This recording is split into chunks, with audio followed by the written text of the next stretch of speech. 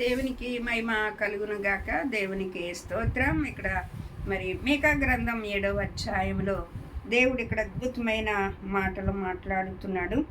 ఆయనను యెహోవా కోపము నేను ఎరుగుదును, యెహోవా నా రక్షణకు నా దేవుని కొరకు నేను కనిపెట్టుచున్నాను. నా దేవుడు నా ప్రార్థన ఆలకించును. నా శత్రువ నా మీద అతిశయించవద్దు. నేను క్రింద పడినను తిరిగి లేతును. నేను అంధకారములో కూర్చుండునను, యెహోవా నాకు వెలుగుగా ఉండును. నేను యెహోవా దృష్టికి పాపము చేసితిని కనుక ఆయన నా పక్షముగా యాజ్యమాడును. ఇక్కడ మరి అద్భుతమైన మాటలు దేవుడు ఇక్కడ మాట్లాడుతూ ఉన్నాడు. మనం అనుకోవచ్చు, అయ్యో ఈ శ్రమలో ఉన్నాను, ఈ బాధలో ఉన్నాను, ఈ కష్టంలో ఉన్నాను, ఈ కృంగిపోయిన స్థితిలో ఉన్నాను, ఇంకింతేనేమో నా పరిస్థితి, నేను లేవలేనేమో, ఆ కష్టం నుండి, ఆ బాధ నుండి, ఆ శ్రమ నుండి, ఆ ఇరుకు నుండి, ఆ ఇబ్బంది నుండి నేను లేవనెత్తలేమో, ఎవరు నాకు సహాయము చేసేవారు లేరు అని మనం అనుకుంటాం. శత్రువు మన పైన అతిశయపడవచ్చు, కానీ దేవుడు మన పక్షాన్ని యాజ్యమాడేవాడై ఉన్నాడు.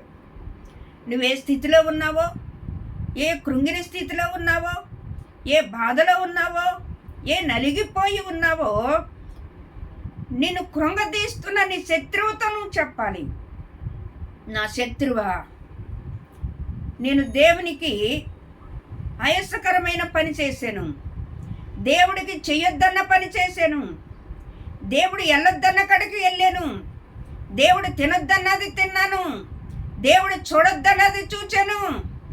అందుకనే నేను ఈ శ్రమ గుండగా, లేకపోతే ఈ కష్టము గుండగా, ఈ బాధ గుండగా వెళుతున్నాను.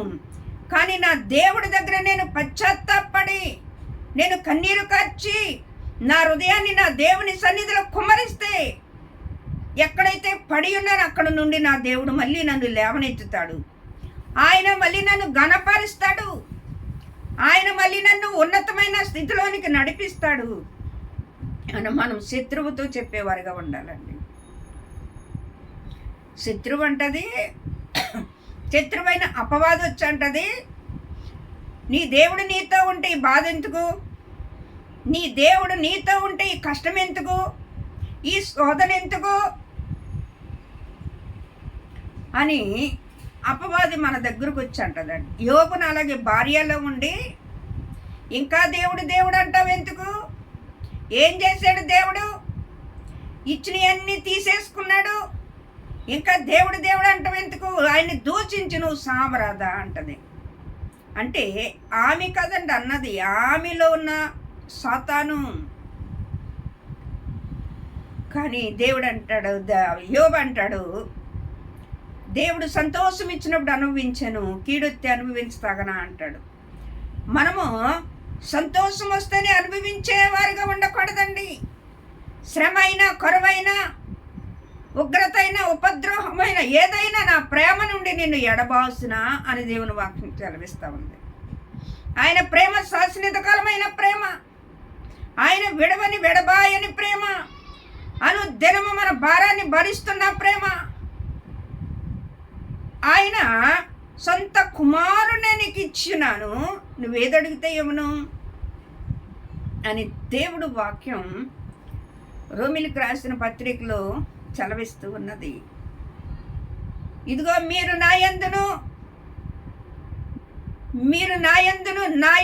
మీరును మీ యందు నా మాటలు నిలిచి ఉన్న ఎడల మీకు ఏది ఇష్టం అడగండి. మనం అడిగేవారిగా ఉండాలండి. ఆయన మాటలు మనలో ఉండాలి. మనము ఒకప్పుడు పాపముతో పాప కోపంలో మనము నలిగిపోతూ ఉన్నప్పుడు మన చేయబడికని లేవనెత్తిన దేవుడు. కీర్తన గ్రంథంలో వాక్యం చెలవిస్తుంది కదా, 40వ అధ్యాయం, జిగడగల దొంగ ఊబిల నుండి, నాశనకరమైన గుంటలో నుండి ఆయన నన్ను పైకెత్తి బండ మీద నిలబెట్టాడు. ఆయన నువ్వే పడిపోతూ ఉన్నావేమో, నువ్వే జారిపోతూ ఉన్నావేమో, నువ్వే తొట్టెళ్ళిపోతూ ఉన్నావేమో, నీకున్న చిన్న చిన్న పరిస్థితులను బట్టి నువ్వు అవిశ్వాసంలోనికి వెళ్ళిపోతూ ఉన్నావేమో. ఇక్కడ మీకా గ్రంథంలో దేవుడు ఇలా చదివిస్తున్నాడు, నేను అగాధంలో కూర్చుండినను, యెహోవా నాకు వెలుగుగా ఉండును. నేను యెహోవా దృష్టికి పాపము చేసేదిను కనుక ఆయన నా పక్షంగా యాజ్యమాడును. చూడండి ఎంత అద్భుతమైన మాట. నేను ఆయన కోపమును సహింతును, ఆయన నన్ను వెలుగుల్లోనికి నన్ను నడిపించును, ఆయన రక్షణ నాకు చూపించును. ఆయన రక్షణ, ఆయన కృప, ఆయన కనికిరు, ఆయన విమోచన మనకిచ్చాడు. ఏ పరిస్థితిలో కృంగిపోతూ ఉన్నాం? యెషయా గ్రంథంలో 41వ అధ్యాయంలో దేవుడు చలవిస్తూ ఉన్నాడు, నేను నిన్ను బలపరుస్తాను. పురుగు వంటి యాకోబు, స్వల్ప జన్మకు ఇశ్రాయేలు, భయపడకు, నేను నిన్ను బలపరిచేవాడునై ఉన్నాను. నీతి అన్న నా దక్షిణ హస్తంతో నిన్ను ఆదుకుంటాను. నీకు సహాయము చేయవలనని నీ కుడి చేయిని పట్టుకుని ఉన్నాను. దేవుడు ఎప్పుడు మనల్ని విడిచిపెట్టేవాడు కాదండి. నీతిమంతుడు 7 సార్లు పడినను తిరిగి లెగుతాడు అని దేవుని వాక్యం చెలవిస్తుంది. నీతిమంతుడిగా ఉన్న దావీదు పడిపోయాడు, కానీ దేవుని దగ్గర పశ్చాత్తాపడ్డాడు. దేవునితో కన్నీరు కార్చి రోదన చేసి తన హృదయంలో ఉన్న ప్రతి పాపమును దేవుని దగ్గర ఒప్పుకుని విడిచిపెట్టాడు. మనము కూడా చిన్న చిన్న పొరపాట్లు చేసినప్పుడు, చిన్న చిన్న తప్పిదాలు చేసినప్పుడు, అయ్యో ఈ తప్పు చేసేనే, ఈ పొరపాటు చేసేనే, ఈ బలహీనతమైన క్రియ చేసేనే దేవుడు ఇంకా నన్ను విడిచిపెట్టాడేమో అనుకుంటాం. విడిచిపెట్టే దేవుడు కాదండి. తప్పుపోయిన కుమారుడు తండ్రిని వ్యతిరేకించి తనకున్న ఆస్తంతా తట్టుకెళ్ళిపోయి ఖర్చు పెట్టుకుని అతనికి బుద్ధి వచ్చినప్పుడు దేవుని తట్టుకు తిరిగినప్పుడు మరి కుమారుడు వచ్చి అంత దూరముగా ఉన్నప్పుడే తండ్రి పరిగెత్తుకుంటూ వెళ్ళి మెల్ల మీద పడి ముద్దు పెట్టుకున్నాడు. నువ్వు చేసిన చిన్న చిన్న మిస్టేక్ల వల్ల, చిన్న చిన్న పరిస్థితుల వల్ల నువ్వు దేవునికి దూరమైపోవడం దేవునికి ఇష్టం కాదు. తన తప్పును కప్పుకొనక ఒప్పుకున్నవాడు నిర్దోషగా తీర్చబడతాడు. నీతి మంతులను దేవుడు దినము వర్ధలింపజేస్తాడు. నీతి మంతుల తల మీదకి ఆశీర్వాదములు వస్తాయని దేవుని వాక్యం చెలవిస్తుంది. నీతి మంతులు మొరపెట్టగా యెహోవా ఆలకిస్తాడు. మనం ఎక్కడైతే పడిపోతున్నామో మనం సరి చేసుకున్న వారుగా మనం ఉండాలండి. ఎక్కడైతే జారిపోతున్నామో, ఎక్కడైతే తొట్రెళ్ళిపోతూ ఉన్నామో, ఏది మనల్ని లొంగ తీసుకుని మనల్ని లోబర్చుకుంటుందో అక్కడ మనము మన మనస్సుని మనం స్థిరత్వముగా నిలబెట్టుకునే వారిగా మనం ఉండాలి. మనం అంతమాను పడిపోయేవారుగా ఉండకూడదు. నిన్ను నిలబెట్టేది దేవుని వాక్యమే. దేవుని వాక్యమే నిన్ను పరిశుద్ధపరిచేది, పవిత్రపరిచేది, నూతనపరిచేది, జీవ మార్గంలో నడిపించేది దేవుని వాక్యమే. ఆయన వాక్యము నీ హృదయాన్ని శుద్ధీకరిస్తుంది. ఆయన వాక్యము బలహీనలుగా ఉన్న మనల్ని బలపరుస్తుంది. ఆయన వాక్యము మనల్ని తెప్పరెల్లింపజేస్తుంది. ఆయన మాటకు మనం లోబడేవారుగా మనం ఉండాలి. ఒప్పుకుంటాను, నేను అక్కడ పాపము చేశాను, ఆయన కోపాన్ని నేను సహిస్తా, ఆయన నన్ను శిక్షించిన, నన్ను రక్షించే దేవుడు. ఆయన ఒకసారి నన్ను కొట్టినా ఆయనే మళ్ళీ నన్ను లేవనెత్తే దేవుడు. ఇర్మియా గ్రంథంలో 4వ అధ్యాయంలో అంటాడు, ఇశ్రాయేలు నువ్వు తిరిగి రానుద్దేశించిన యెడల నా యొద్దకే రావలెను. మనం ఎక్కడికి వెళ్ళినా మనకు సహాయం లేదండి. మనం ఎక్కడికి వెళ్ళినా మనకు ఆదరణ దొరకదు. మన హృదయానికి బలపరిచే మాటలు దొరకవు. ఎక్కడికి వస్తే దొరుకుతాయండి? జీవ గ్రంథంలో ఉన్న మాటలే మనకి హృదయానికి బలపరిచే మాటలు. ఆ మాటలే ఎండిన ఎముకలకు జీవమిచ్చే మాటలు. ఆ మాటలే కృంగిన వారిని లేవనెత్తే మాటలు, కృషించిపోతున్న వారిని ఉజ్జీవింపజేసే మాటలు. నీ శ్రమ వల్ల, నీ బాధల వల్ల, నీ కష్టముల వల్ల కృంగిపోతూ బాధపడుతూ దినదినము దేవుళ్ళో జారిపోతూ ఉన్నామేమో. మళ్ళీ నీ తండ్రి దగ్గర విజ్ఞాపన చేసినట్లయితే, నీ హృదయాన్ని కుమ్మరించినట్లయితే, నీ తండ్రి ఒడిలోనికి వెళ్ళి, అయ్యా ఈ తప్పు చేశా, లేకపోతే ఈ పొరపాటు చేశా, నీకు ఆయాసకరమైన కార్యము నేను చేశా, నీకు దూరం అయిపోయానయ్యా, నన్ను క్షమించు, నన్ను మన్నించంటే ఎమ్మటనే ఆయన నిన్ను హక్కుని చేర్చుకుని ముద్దు పెట్టుకుని నిన్ను క్షమించి ఆయన కౌగిట్లో అత్తుకునే దేవుడై ఉన్నాడు. పాపాత్మురాలైన స్త్రీ వచ్చిందండి. యేసు ప్రభు పరిసరంటూ భోజనం చేస్తున్నాడని తెలిసి ఆ ఇంటికి వచ్చినప్పుడు వెనకమాలుగా వచ్చి ఆయన పాదాలు పట్టుకుని కన్నీరు కారుతూ ఉన్నది. ఆమె తెచ్చిన గెటామాను అత్ర పోసి ఆయన పాదాలు ముద్దు పెట్టుకుంటూ ఆమె తల ఎంట్రుకలో తుడుతూ ఎంతగానో ప్రేమించింది.